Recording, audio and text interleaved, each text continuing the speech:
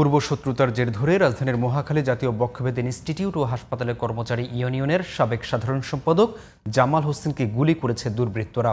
শুক্রবার রাতে হাসপাতালের স্টাফ কোয়ার্টার এলাকায় এই ঘটনা ঘটে। পরে স্থানীয়রা তাকে উদ্ধার করে মুমূর্ষু অবস্থায় ঢাকা মেডিকেল কলেজ হাসপাতালে ভর্তি করে। বিস্তারিত জানাচ্ছেন ফরিদুর রহমান।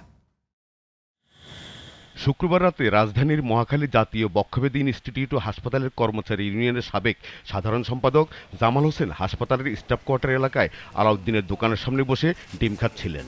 সে সময় অজ্ঞাত দুর্বৃত্তরা এসে তার মাথায় অস্ত্র ঠেকিয়ে গুলি করে পালিয়ে যায়।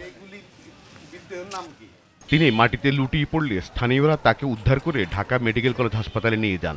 তার অবস্থা আশঙ্কাজনক। তার স্বজনরা বলছেন, হাসপাতালের ঔষধসহ বিভিন্ন আসবাবপত্রের টেন্ডারে বাধা দেয়া এবং আসন্ন শ্রমিক ইউনিয়নের নির্বাচন থেকে সরে দাঁড়াতে একটি চক্র দীর্ঘদিন ধরে তাকে হুমকি দিচ্ছিল, যার জের ধরে তাকে হত্যার উদ্দেশ্যে গুলি করে দুর্বৃত্তরা। কিছুদিন আগে আমার বড় ভাইকে বাড্ডার ডালিম ঠেট করা আছে যে নির্বাচন না করার জন্য।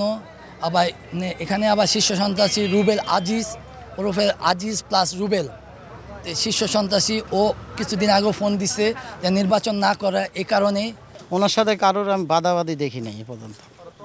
এখন ওনার সবাইয়ের মধ্যে একটা যে কোনো আফাত বিপদে ওনার ন্যায় বিচার ছাড়া কোনো অবিচার করে না কারোর সাথে। এই ঘটনার পর আইন শৃঙ্খলা রক্ষাকারী বাহিনী ঘটনাস্থল পরিদর্শন করেন, তবে কাউকে গ্রেপ্তার করতে পারেননি।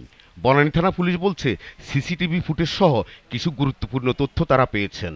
আমি ঘটনাস্থলে চলে আসি, আসার পরে দেখি যে রক্ত এবং এই বেঞ্চি দিয়ে ঘিরে আছে।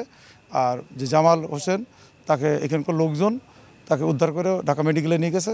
আমরা জানতে পারছি যে সামনে নাকি 1 মাস পরেই একটা এদের চতুর্থ শ্রেণী তৃতীয় শ্রেণী কর্মচারীদের একটা নির্বাচন আছে।